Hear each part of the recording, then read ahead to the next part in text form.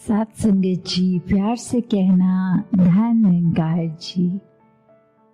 आज वर्चुअल रूप में जो सभी आनंद ले रहे हैं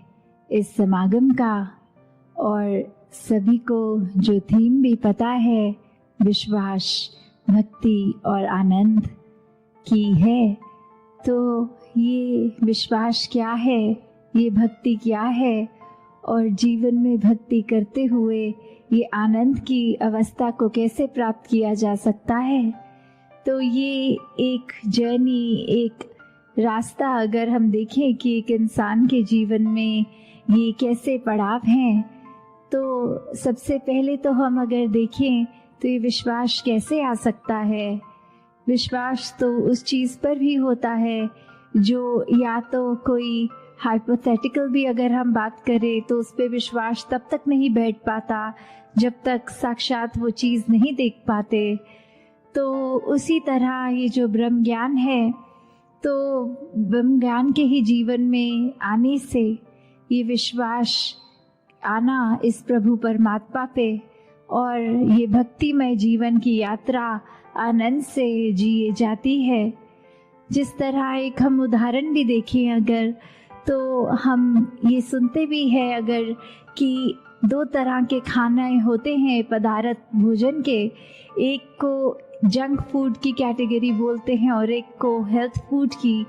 कि ये जो हेल्थ फूड है इसने शरीर को तंदुरुस्त रखना है, बहुत ही पौष्टिक आहार है। और दूसरी तरफ जहाँ जंक फूड की बात होती है कि उसमें पोषण नहीं होता, वो सेहत को खराब करता है, उसमें जो गुण होते हैं वो इतने नहीं होते। तो किस तरह फिर हमारे को जब ये पता लग जाता है, एक बार वो खाकर खानों में जो अपने शरीर में फ़र्क हम देखते हैं, तो किस तरह ये विश्वास बैठ जाता है कि हाँ ये हेल्थ फूड अच्छा है। फिर किस तरह हम बार बार वो इच्छा रखते हैं कि प्रतिदिन इस तरह से शरीर में वो पौष्टिक आहार ही जाए ताकि ताकत बनी रहे, स्वास्थ्य हमारा ठीक रहे। और फिर वही हम अपनी डाइट प्लान को भी उस तरह फॉलो करते हैं। तो ये विश्वास जब आ गया कि इस प्रकार का भोजन अच्छा है, फिर उस भोजन की भक्ति हो गई, उसको बार बार हम हर समय कोशिश यही कि उसके साथ हम जुड़े रहें उस भोजन के।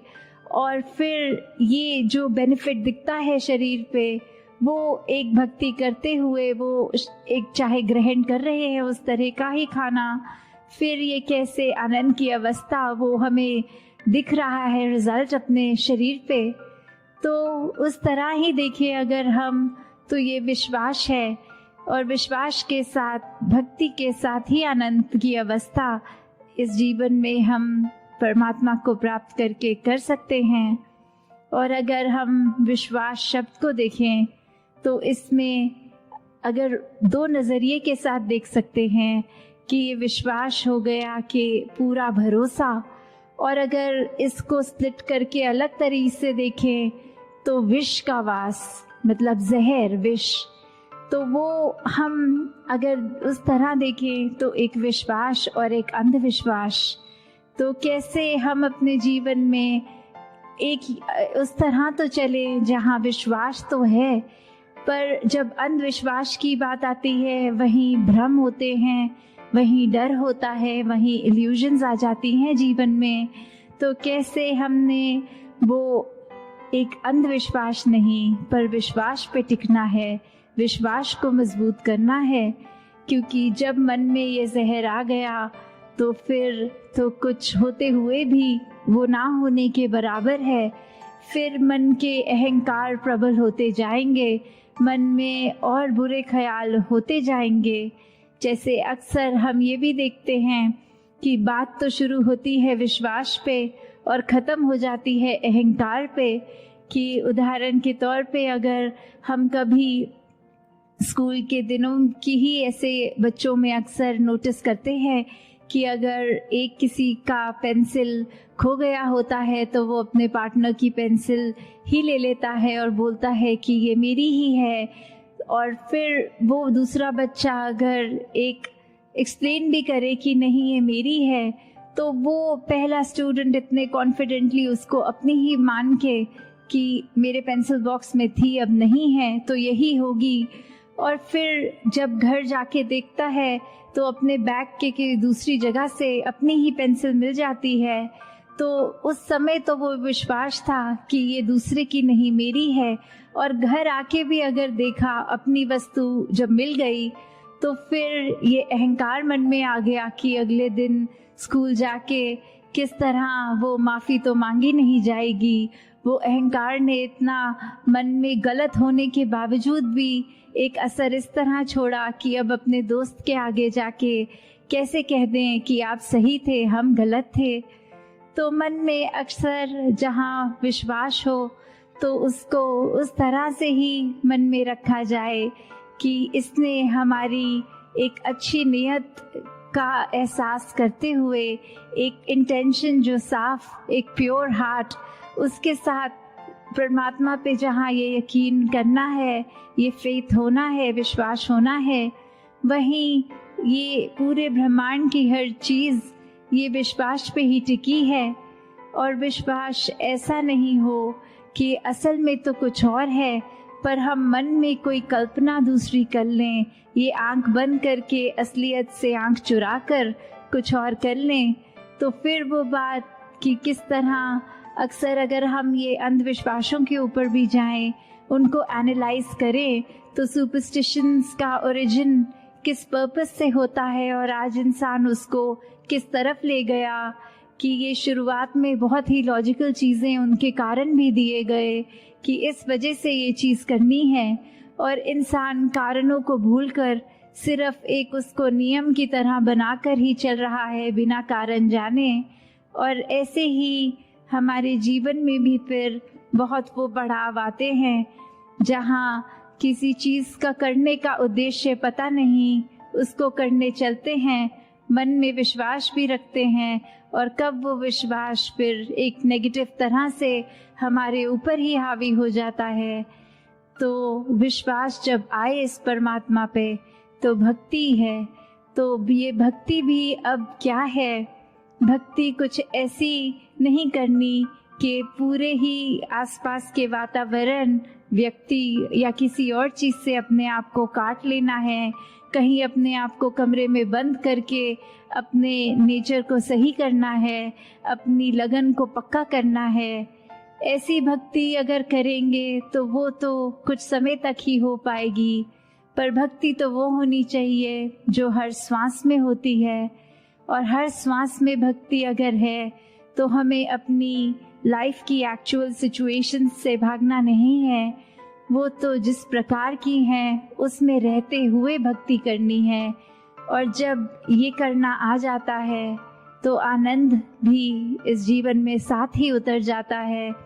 फिर वो वेट नहीं करनी पड़ती कि भक्ति की हम सीढ़ी चढ़ रहे हैं और उसके बाद एज अ रिजल्ट आनंद आएगा। नहीं, वो भक्ति करते हुए, वो हर पल सांस लेते हुए, वो आनंदित होकर ही वो हर सांस का एहसास इस परमात्मा से जुड़ के होगा। तो हमें कैसे अगर देखें भी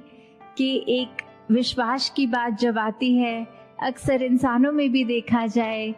तो वो ओत प्रोत मामला होता है, सिर्फ एक तरफ से विश्वास और दूसरी तरफ से नहीं। तो उससे भी एक ये पता लग जाता है कि अगर हम एग्जाम्पल देखें कि एक क्लास चल रही है, उस क्लास में टीचर हर स्टूडेंट को एक ही सबक एक जैसी एक्सप्लेनेशन के साथ समझाते हुए, फिर भी जब कुछ समय बीतता है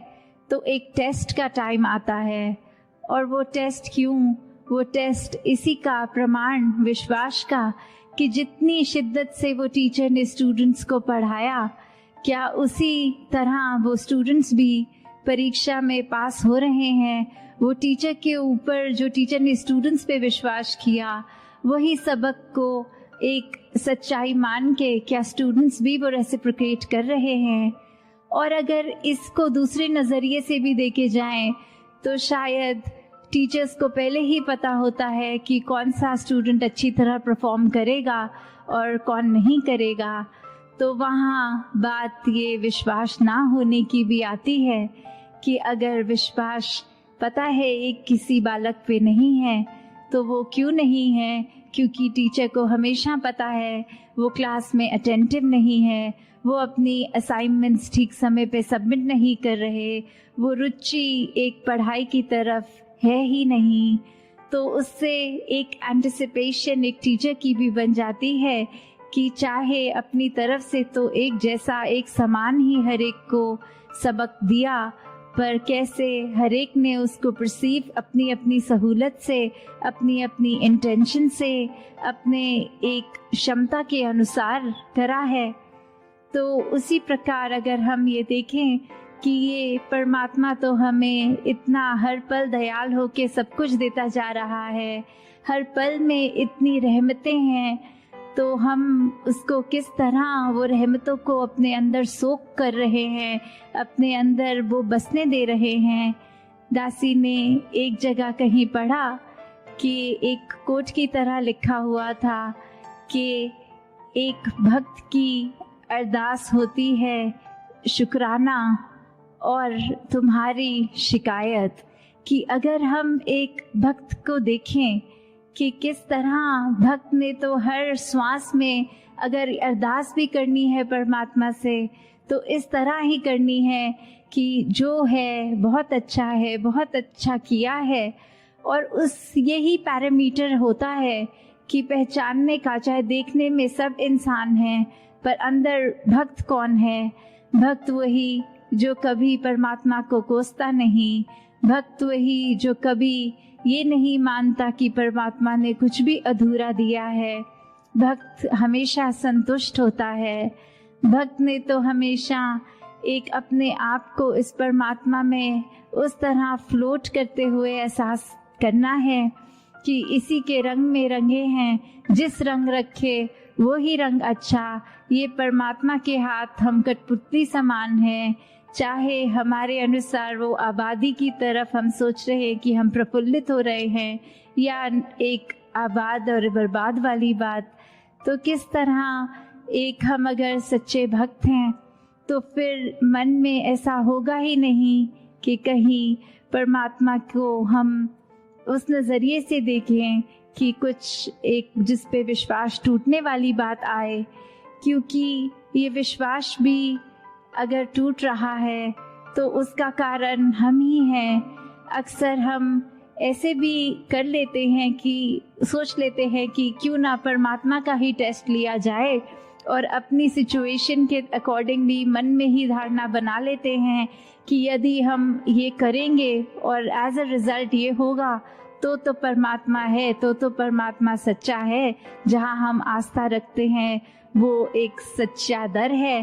पर अगर ऐसा नहीं तो उसी समय वो एक नास्तिक की अवस्था को अपना लेते हैं। तो कैसे एक हर बार हम जब ये सोचेंगे कि परमात्मा का हमने टेस्ट लेना है और परमात्मा ने हमारे अनुसार वो रिजल्ट्स देने हैं, तो हम खुद ही देख लें कि हम भक्ति से तो कोसों दूर हैं ही, पर साथ में किस तरह हम अपने ऊपर भी वो विश्वास अभी नहीं कर पा रहे। हम एक ब्रॉडर पर्सपेक्टिव देख ही नहीं पा रहे। हम अपने छोटे वो तंग दिल्ली में ही फंसे हुए हैं। तो आनंद की अवस्था से तो हम अभी बहुत ही दूर हैं। मन में हमारे कुछ भी हो, अगर हम एक उसकी बात करते हैं कि कोई खाली जगह जब हम देखें और एक भरपूर जगह कि जीवन में हमारे अंदर कितनी अच्छाइयाँ या एक सामने वाले की कितनी ही ज़्यादा अच्छाइयाँ दिख रही हैं, पर अपने जीवन में एक चीज़ की इच्छा जो हम रख रहे हैं और वही चीज़ अगर नहीं है तो हमारा नज़रिया उस पे नहीं जाता कि क्या क्या है हमारे पास, पर उस पे जाता है कि क्या नहीं है।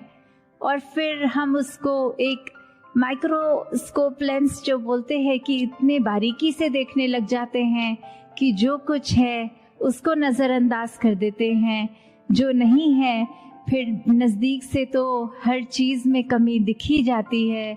फिर एक पूर्णता तो हमें दिखेगी नहीं, हमें अपने जीवन में लगेगा ही नहीं कि एक ये चीज़ ना होने की वजह से पूरा जीवन ही खराब लगता है।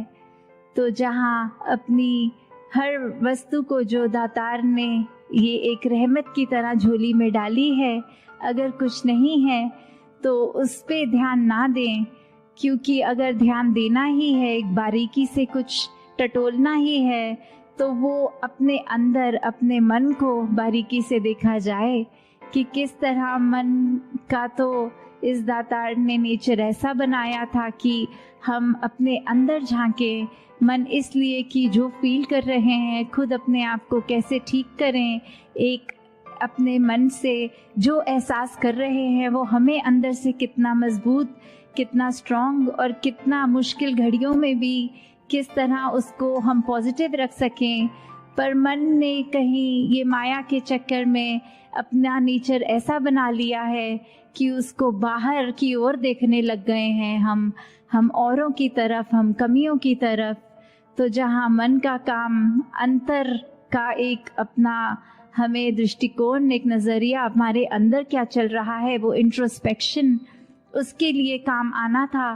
पर वो हम दूसरों के लिए नफरत, निंदा और ऐसे अनेकों एक खराब सोच देकर मन में उससे हर दिन जब उपयोग कर रहे हैं मन का, तो फिर वो एक नेगेटिविटी की ओर, एक चंचलता, एक हर तरह का हम उसमें एक दोष डालते जा रहे हैं।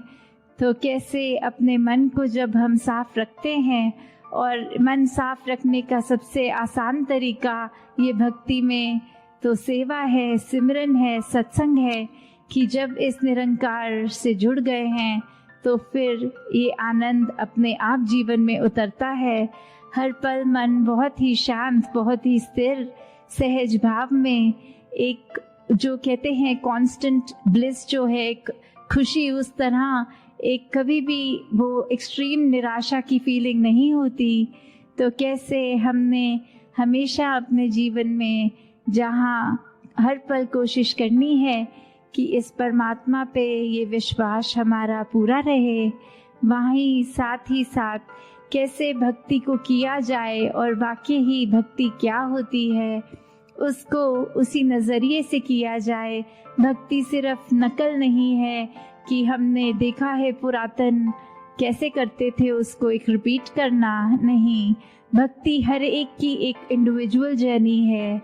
कैसे हमने हर दिन अपने आप को उसमें और प्रबल करना है, कैसे हमने हर एक चीज़ से जुड़े होने के बावजूद वो डिटैच्ड अटैचमेंट की अवस्था कि कुछ है तो उसका तो मज़ा उस समय लेना है, कुछ नहीं तो फिर अपने मन को उदास नहीं करना। कैसे वो इच्छाएं होनी मन में तो लाजमी है, पर वो इच्छाओं की पूर्ति ना होने से मन को फिर एक पतन की ओर ले जाना, एक मन पे बहुत बड़े बोझ बना के रखने।